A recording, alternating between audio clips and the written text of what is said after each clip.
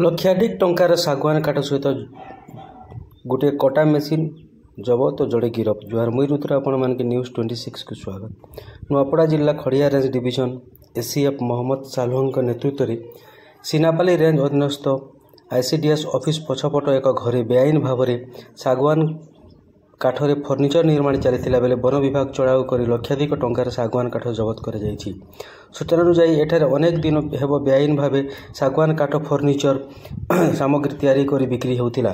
कौन सूत्र खबर पाई वन विभाग टीम चढ़ाऊ करथिला।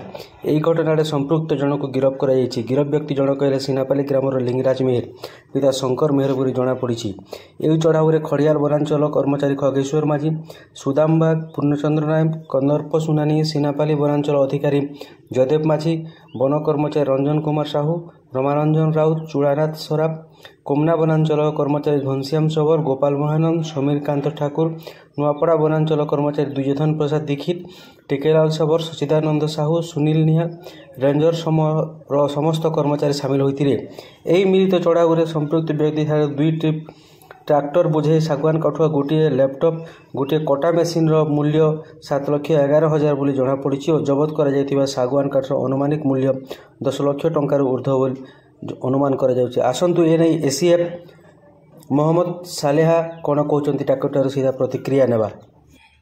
घटना सत आज्ञा आज आम ब्लॉक छक पाखे सीनापाली गोटे घर रेड कलु जो इलिगाल फर्निचर यूनिट चलता से आम सागवान काठ और वुड कार्विंग मशीन जोटा कंप्यूटराइज फुल्ली कंप्यूटराइज ताको जब्त कलु। गोटे लैपटॉप को से आम जब्त कर जन को आसामी को आम अरेस्ट कर ना हूँ लिंगराज मेहर।